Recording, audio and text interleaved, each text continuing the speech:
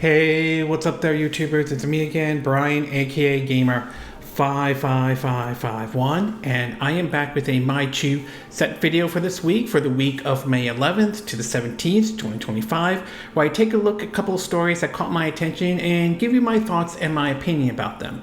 And we have four stories to cover, including a financial report from Ubisoft that seems to come out as mixed, which sounds great for Assassin's Creed Shadow, but not so great for Ubisoft itself. Limited Run Games responded in terms of situations regarding, the Switch 2 game keycards, which has been kind of, depending on who you're asking, it's been sort of controversial to some folks out there. Rumors about Rockstar maybe looking at remaking or remastering not only Max Payne, but even Grand Theft Auto 4, and a recent report indicating about Red Dead Redemption 2 getting a remaster treatment. And of course, Aulx System Works, which has basically reported on not only a rumor of a possible exclusive for the Switch 2, but may have answered some of the questions in terms of the Switch game keycard theories that has been kind of floating around out there. And if you're interested in my review, if you're interested in where I got the source of this information, links will be in the description of this video, assuming you watch this on YouTube or Patreon. And of course, the timestamps will also be down there as well if there are certain parts of this video you wish to skip to and all. But before we get started, I like to do what I like to call the quick My 2 cents, stories that kind of caught my attention, but I'm not going to go into a huge amount of details and all. The first one has to do with Digital Foundry, which basically, at least according to them, basically put out a video and a story and basically what it would be the final tech space and systems basically inside the Nintendo Switch 2. Now, Digital Foundry did get some flanked by some of the comments that they have made in the past. Some do not agree with what Digital Foundry has to say, but based on what they put out, at least according to them, they claim they got this information from like a developer or something. It does sound like it kind of confirms most of the rumors we've heard about in terms of what is inside the Switch 2 and everything like that. This also follows up last week where supposedly a YouTuber claimed to have gotten their hands on the motherboard of the Switch 2 and all, and basically did some sort of die or something to look inside what is directly in the Switch 2 and all. I do think I would rather wait for like an official teardown of the system itself to see exactly what is actually inside the system once and for all and everything like that. So it's interesting information, but until we see like an actual teardown of the system, I still remain skeptical about some of the stuff that's out there. Although I wouldn't rule out the possibility that this information could be true after all. We're also learning that Microsoft is announcing plans to lay off 1,000 more workers and all, including into their gaming division, which is very unfortunate indeed, though. We've seen, although Microsoft has reported, record sales, especially in their gaming side, it comes at we're unfortunately seeing a lot of the employees being laid off, which is very, very unfortunate, though. I do hope that they are basically able to find, new jobs and everything like that.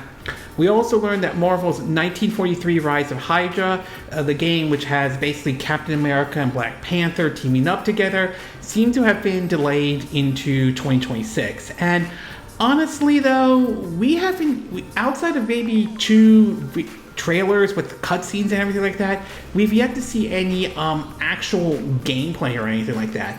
I mean, the setting, don't get me wrong, to me looks very interesting. A World War II setting with, Captain America and Black Panther and everything like that. It definitely sounds interesting to me, but we've yet to see some actual gameplay, and that's the part that kind of bothers me a little bit, that we have yet to see any gameplay footage of this game and everything. So, I mean, obviously it's being delayed to next year, so hopefully we'll see some parts of some gameplay here and there. It will be very interesting to see if this gets released close to the supposed release date for GTA 6. Hopefully that's not the case, but whatever it may be, the game has been delayed into 2026.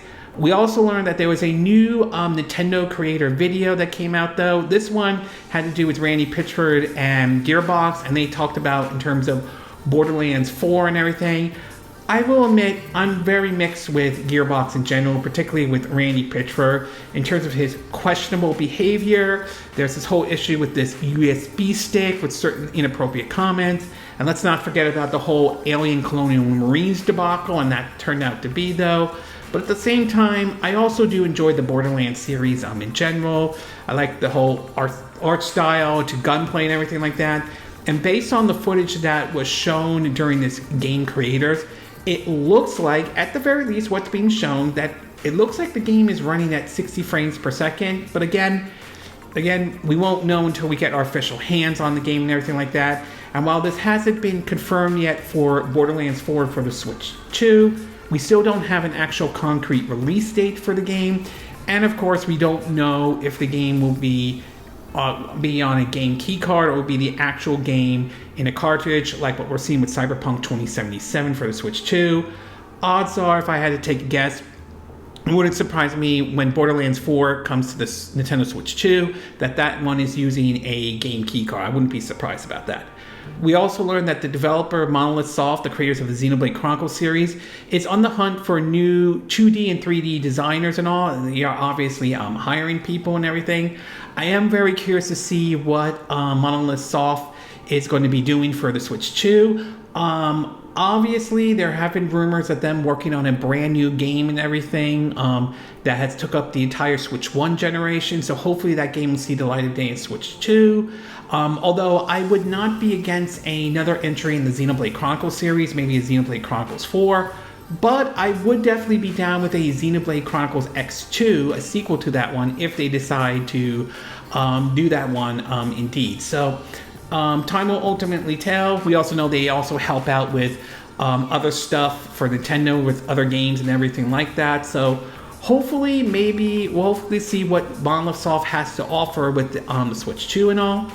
We also learned that basically 12 Nintendo Switch games will be getting a free update for those who play it on the Switch 2, which is certainly interesting and all.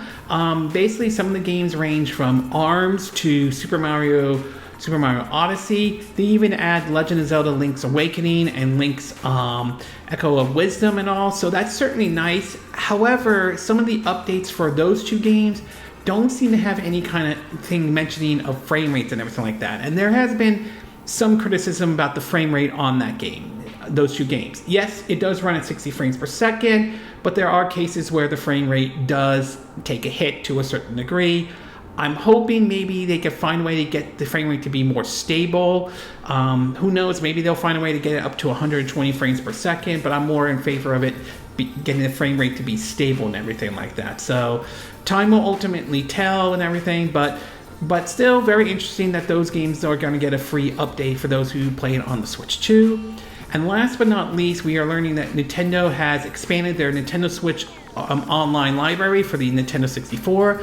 This one has to do with Killer Instinct Gold supposedly now being available for the Switch Online service. I never played Killer Instinct and all, but I have remember seeing it back during the Super Nintendo era. I even saw the game was ported over to the original Game Boy, which was pretty impressive. And I do remember that game being around as a launch title for the Nintendo 64.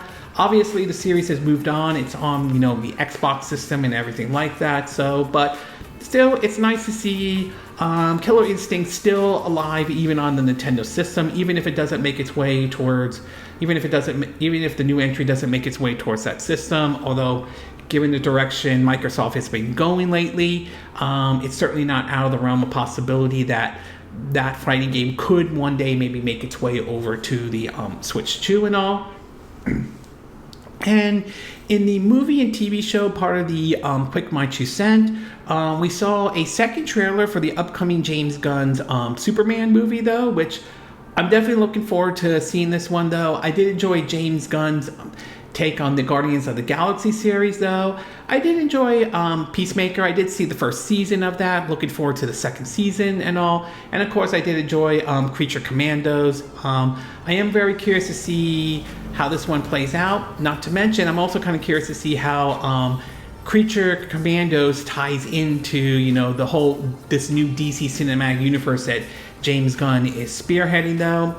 The next one has to do with a new trailer from Wes Anderson called the Photomatic Scheme, if I'm saying the name correctly though. I mean, I understand this is more like an artsy film and everything. The game, basically, I mean, the movie itself may not appeal to everybody, given this kind of style Wes Anderson is known for, but I mean, it's kind of a similar view I have with Quentin Tarantino, though. These directors are known for a certain style. Whether that clicks with you or not, that comes down to your preference and taste. But in either case, I'm looking forward to this, though. The next thing is basically we learned that that not only will Fallout Season 2 premiere in December, but it has been renewed for Season 3. Obviously, the folks at Amazon and Bethesda probably felt comfortable with how Season 1 played out, or very comfortable with what they're seeing with Season 2. But in either case, I am looking forward to Season 2 of Fallout. I'm curious to see how this will play out with Las Vegas, or known as New Vegas, and everything, since it'll be interesting to see how much they draw from inspiration or draw some elements or some story elements from Fallout New Vegas for Season 2. So I am definitely looking forward to that. And last but not least, though, we do want to talk about is that another trailer was shown for Marvel that basically showed the upcoming Ironheart series that will be premiering on Disney+. I am very curious about that one, and I will take a look at it. However, there are some reports coming out that the trailer has been disliked bombed or reviewed bombed, basically due to what's being shown. Now, I'm not saying you have to like this series or anything like that. Whether you do or not, at the end of the day, that is your call. And I'm not saying everybody is doing this, though, but I can't help but shake the feeling that some of the folks who are disliking and bombing this is playing, the DI, the SJW, the cancer culture, the woke, the feminazi card, to be exact, though. And this is why I'm not a fan of this kind of approach or review bombing in general, though. And I think it really just overshadows those who have actual legitimate criticism about the show or the series in general, to be exact.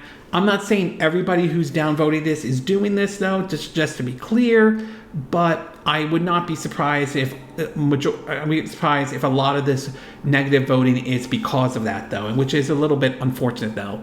But in either case, though, I am curious about Ironheart. I'm hoping to get to that one, get to watch that show soon. I got to finish off Daredevil Born Again, and then follow that, I have to go into the second season of Andor and all.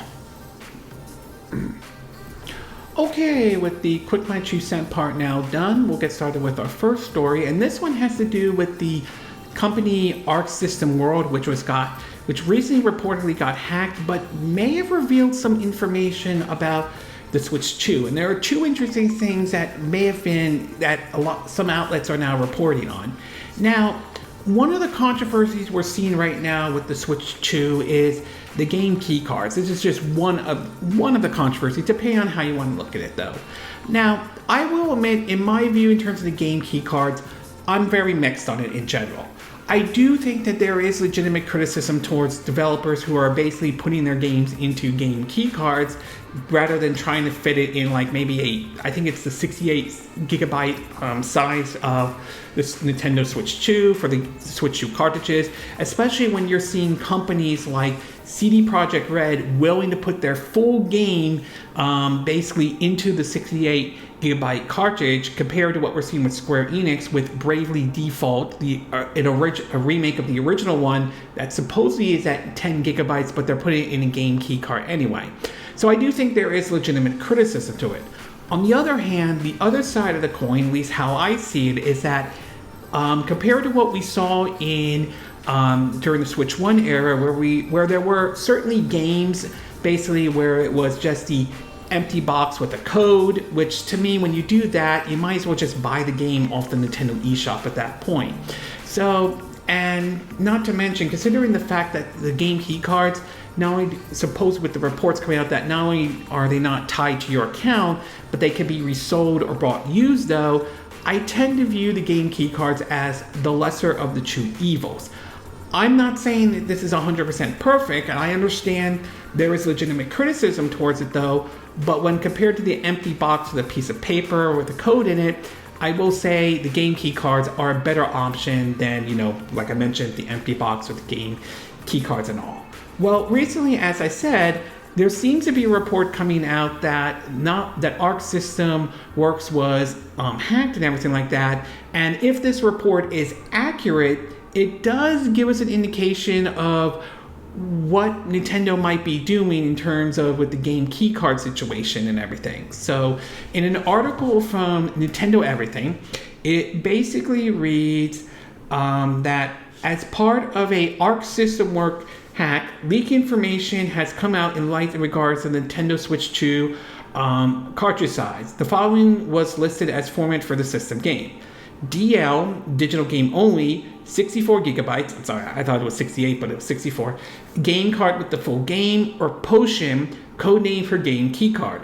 The reason why we may be seeing so many game keycards at this point is due to a lack of option. If developers and publishers essentially just have 64 gigabytes as their only option for a true physical release, this may feel like it's simply too expensive.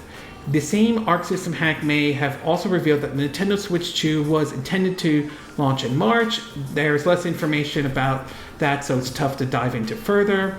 Also, the hack may have brought us some news that Aulx System Works is working on an exclusive Nintendo Switch 2 game. However, only details is known thus far. That have the code name WATARI, tentatively targeted for a November 2025 release launch, and is using Unreal Engine 5.4. Now, obviously, I would take this information with a grain of salt at this time. I would be careful in terms of basically how accurate this is. But assuming this information is true and everything like that, that might give us might answer why we're seeing a lot of game keycard situation, though. If this is correct, though, I do have to wonder why Nintendo hasn't decided to offer, different file sizes, like 5 gigabytes, even 10 or 16 or 32. It's possible that maybe they're just too expensive to do, or maybe Nintendo wants to avoid the possibility of, the idea of having this, like what we saw with Switch 1, where we had a cartridge, but you had to download the rest of the game. So there are different factors you could look into it, though. But if this information is true, I can understand why some people are kind of disappointed, though. Hopefully, maybe Nintendo will address this at some point down the road during the Switch 2's life. Maybe they'll find a way to get other file sizes as well. But for now, again, it's just, if this information is true, it is a little bit unfortunate that this is the only option available for third-party publishers at this time and all. But who knows, maybe they can work out a deal with Nintendo. Maybe they'll pay for the full 64 gigabytes and everything like that. Again, that's a possibility, but we don't know 100% for sure or anything like that. The other thing they talked about this one is supposedly an exclusive Nintendo Switch game that they may be working on. Now, this could mean anything, to be exact, though. Maybe it could be a brand new IP. I mean, we know Nintendo is like what we're seeing with Nintendo working with From Software with the upcoming The Dusk Blood. I mean, that's a possibility. It could be an existing IP that Aulx System Works has, or it could be maybe one of Nintendo's IPs that maybe they are working on making a game out of it, though. So there are many ways this could go, though. If it is true, I am kind of curious to see what that game might be. Perhaps if rumors of the June Nintendo Direct are true, maybe we'll see it at this Direct and everything. So it certainly is true and all, but time will ultimately tell. So overall, I would say, assuming the rumors about the game key cards from this Aulx System Works hack is true, though, I can understand how some people may be mixed or disappointed to hear this information. But it is possible at some point down the road Nintendo might address some of these issues, maybe have different file sizes, or maybe help pay for those who want to put it in a 64 gigabytes. As far as this rumored Switch 2 exclusive game, obviously we'll have to wait until there's official confirmation, but I am very curious to see what this is. Like I said, it could be an existing IP that Aulx System has. It could be working on a game using Nintendo's popular characters, or it could be like what we're seeing with From Software and Nintendo with the Dust Flood. It could just be a brand new IP being funded and published by Nintendo and all. Okay, we're going to take a quick break, and when we get back, we'll get to part 2. And this one has to do with some interesting rumors coming out from Rockstar in terms of possibly some more remaster and remakes from them and all. So we'll take a quick break, and we will be right back.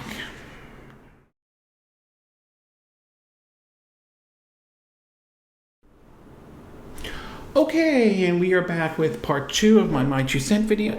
Check some my 2 cent video though. And for this one, we're going to be taking a look at Rockstar and recently reports of rumors of maybe some remaster games and everything like that. So with GTA 6 being delayed into next year and everything like that, many are kind of curious to see what Rockstar or what maybe other developers might, or who could be collaborating with them might be working on though. There has been for quite some time rumors about the possibility that Rockstar might be remastering or remaking some games and everything like that. But obviously, following the release of GTA Trilogy Definitive Edition, there were reports coming out that they may have scrapped that deal because of the backlash. Although it is worth pointing out 2 things. One, GTA Trilogy Definitive Edition supposedly got a major overhaul and did fix some of the issues. Obviously, Grove Street Studios was dropped and they brought someone else in and everything like that. And 2, despite rumors of the remaster Red Dead Redemption not happening, obviously that game did. And it was released not only on the PS4 and PS5, but it was also released on the Nintendo Switch 2. Interestingly enough, that game was the complete edition, which had not only the base game, but all the updates, and basically Undead Nightmare was also added into that as well. The only thing they took out was the multiplayer, but the fact that they got that game on there was very impressive indeed, and I think it was great that they managed to get that game in there and all. Now, whether or not how well that game did in terms of sales-wise remains to be seen. I don't know if they reported on if Rockstar said whether or not the game sold well or not, but if this new rumor is coming out, it does seem to indicate the possibility that we could see not only GTA 4 and probably the Max Payne remakes coming to modern consoles, possibly the Switch or Switch 2, but we're now also hearing that it's possible Red Dead Redemption 2 could make its way over to the Switch 2 and all. The first one has to do with a report coming out from WWF Tech. It reports that, quote, a port of Grand Theft Auto 4 for current generation consoles may be released this year, according to rumors circulating online. As reported by Video TECH UK on X, a well-known Rockstar leaker, TEZ2 recently revealed that someone at Rockstar hinted at a port of the 4th entry in the series in the past, and by now it should have been in development for a year. This port could be released before the end of 2025, and this is one of the reasons of Liberty City Preservation Project, which recreates the entirety of Grand Theft Auto 4's main city in GTA 5, was taken down along with unspecific existence reason though. The 4th entry in the popular open world series may not be the only classic game developed by Rockstar Games that could be released on modern systems in the future. According to TEZ2, if Rockstar Games continues following its older plans, a modern port of Max Payne 3 could follow to Grand Theft Auto 4 port, giving Take-Two the opportunity to release a bundle or the definitive edition, concluding with the launch of Max Payne 1 and 2 Remake in the works by Remedy Entertainment though. In the past, we've heard multiple times Grand Theft Auto 4 will return to modern consoles, but neither port nor remaster has materialized, so we have to take what TEZ2 revealed with a grain of salt. Given that Grand Theft Auto 4 has been delayed to May 2026, however, Rockstar Games Take-Two now has the window of opportunity to still give fans the series something they could tide over until the launch of the next entry in the franchise. Hopefully this port will receive better treatment than the disappointing The Trilogy, the Definitive Edition collection. The other one has to do with rumors that Rockstar Red Dead Redemption 2 could be heading over to the Switch. It's headed over to the Switch 2. According to what Nintendo Life has written, they said, quote, according to a couple reports from Game Reactor and Nintendo DUO, yes, it can and it will, they're saying to take this strictly with a grain of salt, but they're saying supposedly sources close to Rockstar Games have indicated that Red Dead Redemption 2 port will make its way to Switch 2 before March 31st, 2026, so within the current fiscal year, basically. It's also reported that there will be a PS5 and Xbox Series X and X version of the game, though specific time scale around this are unclear. It will make sense to conclude with this with the supposed Switch 2 release, but the two may arrive separately and all. So in terms of this, though, it certainly is by no means not outside the realm of possibility. A game like, let's say, Grand Theft Auto 4, I could see that make its way over to the Switch 1, considering the fact that Red Dead Redemption did make its way over to the Switch 1 and all. So it's by no means not out of the realm of possibility, but at the same time, it could make its way over to the Switch 2 and all. And given the fact that GTA 6 has been delayed till next year, it is something that could keep people tied over until Grand Theft Auto 6 eventually does come out, though. It will be very interesting to see if this port does exist, whether or not they actually do give it the remake treatment, or if they follow like what they did with Red Dead Redemption, which was ported over to, multiple systems, including the Switch 1, where they did clean up some areas, but it didn't go into the full remake or full remaster approach like what we saw with Grand Theft Auto Trilogy Definitive Edition. As for Red Dead Redemption 2, I could see it's possible that could make its way over to the Switch 2. It's by no means not out of the realm of possibility at all. So, I mean, still, it would be interesting to see how that one will be handled. My guess is that odds are if that game does exist, though, that probably would be in the game key card, though. I mean, if I had to guess if I had to guess between either GTA 4 or Red Dead Redemption 2, which one would use the game key card if they were to make their way to the Switch 2, I would say odds are more in favor of Red Dead Redemption 2 being a game key card than, I would say, GTA 4. I could be wrong, and both of them might be game key card, but given the fact that the first Red Dead Redemption was ported over and that was in both a game, the full game along with the update and the Undead Nightmare DLC, I would say I feel like Red Dead Redemption 2 is more of a game key card then. Although it would be interesting if GTA 4 were to come to the Switch or Switch 2, would they put both DLCs in there? I think it's the one called The Ballad of Gay Tony to The Lost in the Dam. It'll be interesting if that happens or not. So time will ultimately tell if this does happen or not. So overall, I think it's an interesting rumor. It's by no means outside the realm of possibility that GTA 4 could make its way over to the Switch 1 or possibly a Switch 2 title. So that is certainly a possibility. Red Dead Redemption 2, I could see that being more of a Switch 2 title. So it's certainly not out of the realm of possibility, but until we hear official confirmation, it is best to take this as a grain of salt. I do think it is possible Rockstar could be, and this is just me speculating, could be testing the waters to see if there is an audience in terms of the Grand Theft Auto on the Nintendo system. We know that they've done some Grand Theft Auto games in the past, but this time around, it could be them testing the waters to see if it's there, and if not, and if it is, it could open the door to the possibility of GTA 6 making its way to the Switch 2. Again, there's no guarantee that will happen, everything like that.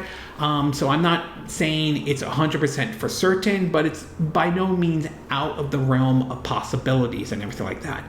And I know some might say GTA 6 can't run on the Switch 2, and I could be wrong. They could be right about it, but We've seen impossible ports come to the Switch 1. We've seen a graphically demanding game like Cyberpunk 2077 make its way onto the Switch 2, which impressed a lot of folks. So it's by no means out of the realm of possibility at all. Okay, we're going to take a quick break, and when we get back, we'll get to part 3. And this one has to do with limited run games responding to the whole game keycard, the game keycard controversy for the Switch 2 and how they are approaching when it comes to, physical games on the Switch 2 and all. So we'll take a quick break, and we will be right back.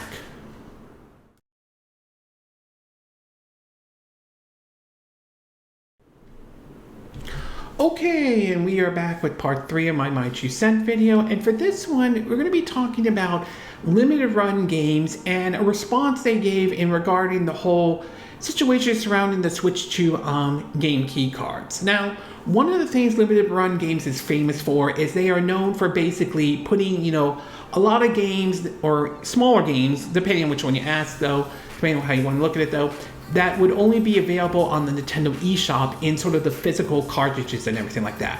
It certainly has, for a lot of Switch owners, they certainly do like that, though, but there's also been some controversy of some of the approaches Limited Run has done, though.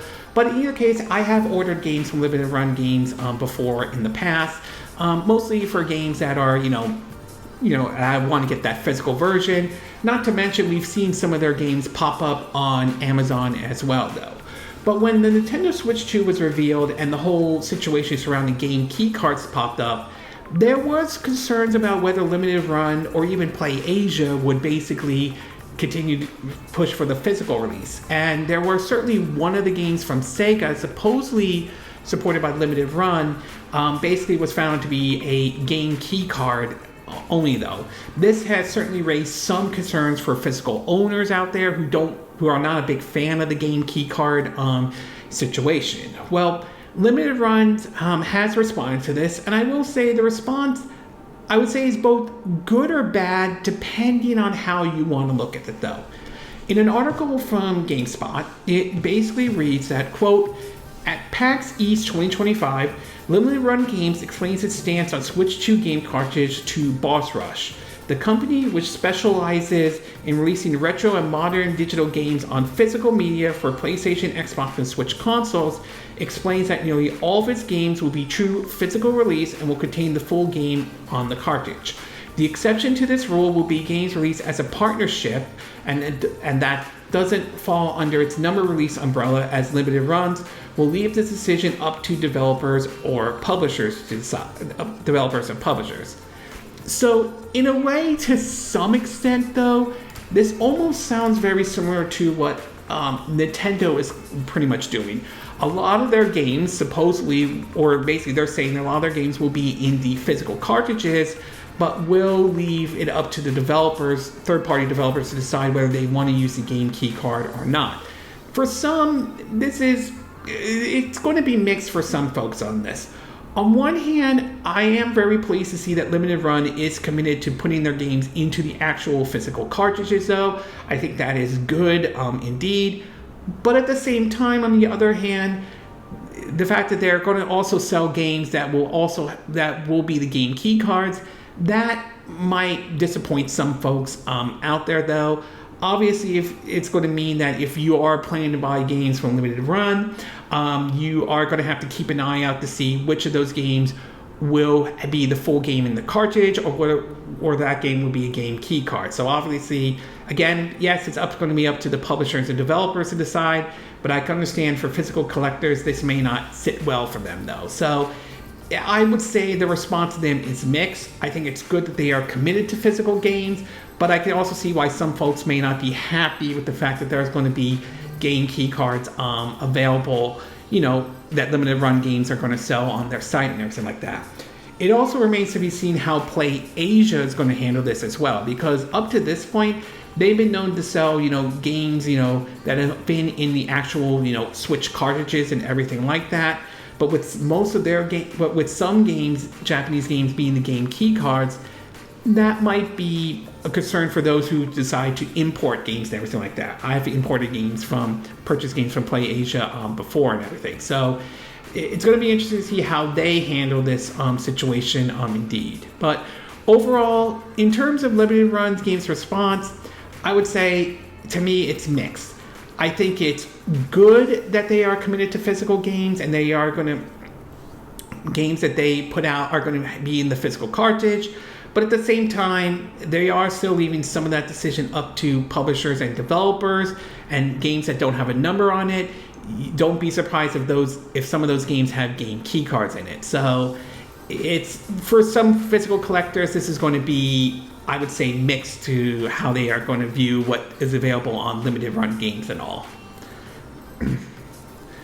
Okay, we're going to take a quick break, and when we get back, we'll get to our fourth and final part, and this one has to do with Ubisoft, which seems to indicate there are some both good news and bad news on the financial side, to be exact. So we'll take a quick break, and we will be right back.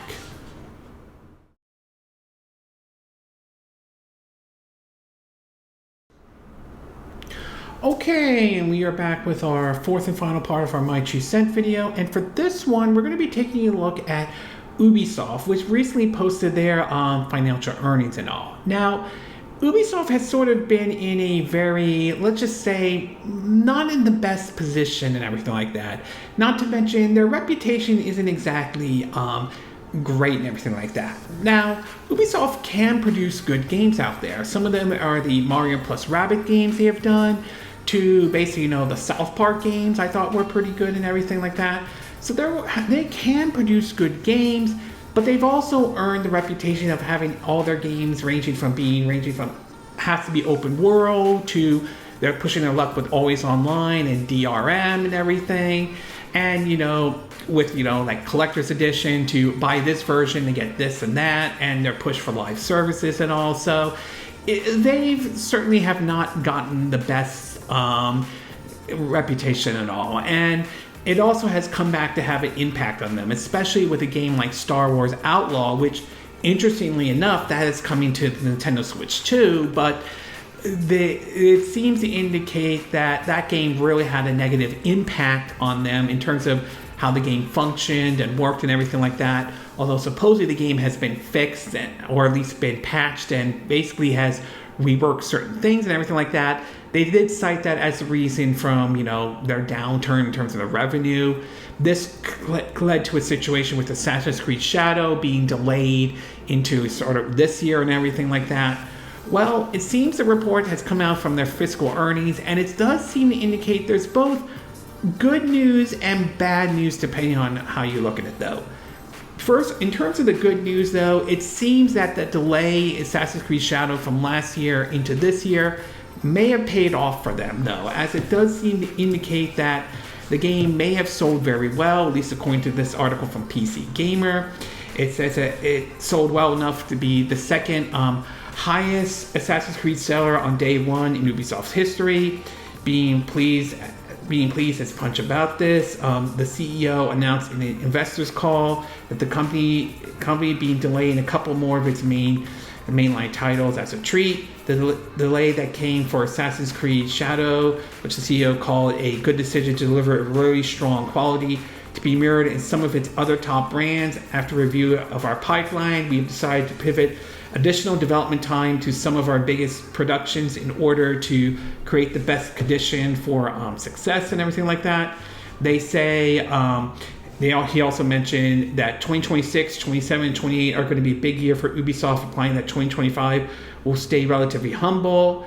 And so basically this might pay off in the end for the developers and all. We're hearing rumors about the Prince of Persia Sands of Time remake coming out in 2026 and all. So on one hand, it does seem to indicate that the delay may have paid off very well for Ubisoft and everything like that.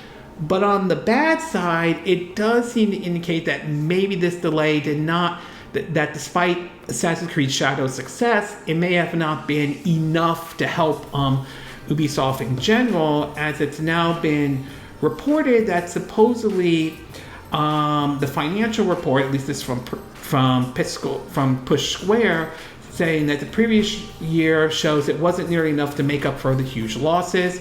They said this was a largely expected outcome among many onlookers, but the figures are still rather damning. The publisher made a net loss of 159 million euros, with the revenue down to 17.5 year on year. They point out, Star Wars Outlaw as probably one of the issues that with it though, and X Defiant, which launched in May of last year. The live service got off the ground before it pretty much, basically Ubisoft pulled the plug though.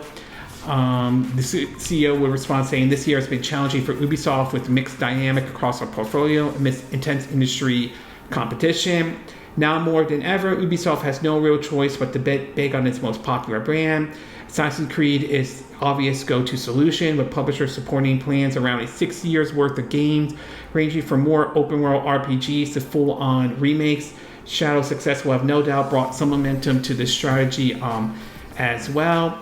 On top of that, it looks like you're looking at the likes of Far Cry, Rainbow Six, and for lucky, the Splinter Cell.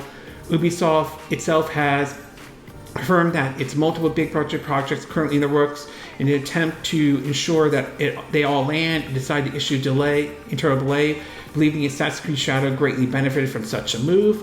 I mean, that is a possibility as well. So obviously, this report coming out from Ubisoft is sort of a mixed bag when you kind of look at it though. Great, assuming if what they're saying is true, that Assassin's Creed Shadow did very well, despite some claim of protests here and there, but at the same time, it did not become the big hope that Ubisoft had hoped for in terms of financially for Ubisoft itself. We'll see how this all plays out. We know that Tencent is sort of invested some of it into Ubisoft as well, and many are wondering how long until Tencent decides to take over Ubisoft as a whole. So time will ultimately tell on that though, but overall it does seem to indicate this was a mixed financial report. It does seem to indicate that Assassin's Creed Shadow was a success.